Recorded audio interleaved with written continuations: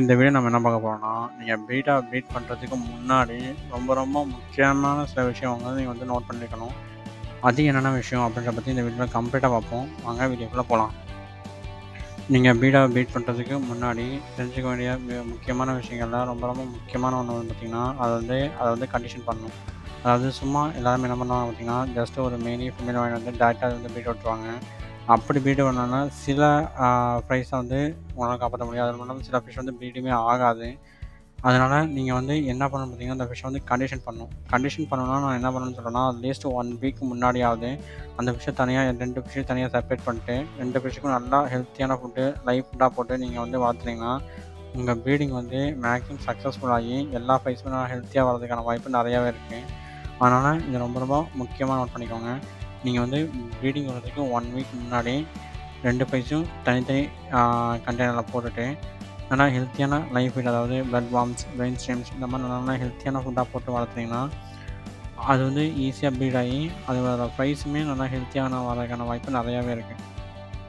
அதுக்கப்புறம் இந்த பீட்டாஸ்க்கு நீங்க ப்ரீடிங் செட்டப் குடுக்குறீங்க அப்படின்னா, அந்த ப்ரீடிங் செட்டப் எப்பவுமே மேக்ஸிமம் உங்களால முடிஞ்ச அளவுக்கு டார்க்கா இருக்க மாதிரி பிளேஸ்ல வைக்க ட்ரை பண்ணுங்க. நீங்க சன்லைட் டைரக்ட்டா படுற மாரி இடத்துல பீட் பண்ணீங்கன்னா, ஒண்ணு அது பீட் ஆகாது. அப்படி பீட் ஆனாலுமே அந்த ஃப்ரைஸ்லாம் மேக்ஸிமம் ரொம்ப ஹெல்த்தியா வரதுக்கான வாய்ப்பு ரொம்ப கம்மி. ஏன் அப்படின்னு பார்த்தீங்கன்னா, இந்த மாதிரி சன்லைட் படுற மாரி இடத்துல பீட்டாஸ் அந்த அளவுக்கு ஆக்டிவா இருக்காது. அதுக்கு சன்லைட் பட்டாலே ரொம்ப வீக் ஆயிரும். இந்த மாரி ஆச்சுன்னா, அந்த பீட்டாஸ் ப்ரீட் ஆகுறதுக்கு ரொம்பவே தயங்கும். அதனால நீங்க முடிஞ்ச அளவுக்கு கொஞ்சம் டார்க்கா இருக்க மாரி இடத்துல வச்சு பீட் பண்ண ட்ரை பண்ணுங்க. அதுக்கப்புறம் நீங்க இந்த ப்ரீடிங் டைம்ல இந்த பீட்டல்ஸ்க்கு சாப்பாடு போடலாமா? வேணாமா? அப்படின்றது ரொம்ப பேத்துக்கு இருக்கிற ரொம்ப முக்கியமான கேள்வி.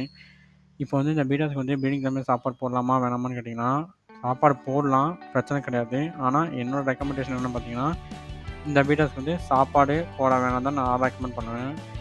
ஏன்னு கேட்டிங்கன்னா, இந்த பீட்டாஸ் இப்போ நீங்க சாப்பாடு போட்டிங்கன்னா, அதுக்கு கொஞ்சம் ஈஸியாவே பசிக்க ஆரம்பிக்கும். அது மட்டும் இல்லாம நீங்க சாப்பாடு போட்டிங்கன்னா, அந்த ப்ரீடிங் ப்ராசஸ் கொஞ்சம் டிஸ்ட்ராக்ட் ஆகும் அந்த பீட்டாஸ்க்கு. அதுக்கப்புறம் நான் நிறைய பேத்துக்கிட்ட நோட் பண்ணியிருக்கேன். இந்த ப்ரீடிங் டைம்ல சாப்பாடு போட்டவங்களோட மீன் அதோட ஃப்ரைஸையுமே சாப்பிட ஆரம்பிச்சிரும். இது காமனா ப்ரீடிங் டைம் சாப்பாடு போட்டவங்களோட மீன் ஆக்ட் பண்ணிக்கிறது. அதுவே ஆ ப்ரீடிங் டைம் சாப்பாடு போடாம வச்சிருக்கவங்களோட பீட்டாஸ் ஈஸியா நல்லா ஹெல்த்தியா ப்ரீட் ஆனத நான் லைவா பார்த்துருக்கேன். அதனால என்னோட ரெக்கமெண்டேஷன் என்னன்னு பார்த்தீங்கன்னா, நீங்க ப்ரீடிங் டைம்ல பீட்டாஸ்க்கு சாப்பாடு போட வேணாம். இந்த விஷயங்கள நீங்க மேக்ஸிமம் நோட் பண்ணாலே போதும். உங்களோட பீட்டாவோட ப்ரீடிங் மேக்ஸிமம் சக்ஸஸ்ஃபுல் ஆயிரும். ஒருவேளை உங்களுக்கு இது போக வேற ஏதாவது டவுட் இருந்தாலும், இல்ல இதே மாதிரி வேற ஏதாவது வீடியோ வேணுனாலும் கண்டிப்பா கீழ கமெண்ட் பண்ணுங்க. கண்டிப்பா அந்த வீடியோவுமே உங்களுக்காக நம்ம சேனல்ல நான் ரெடி பண்ணி அப்லோட் பண்றேன்.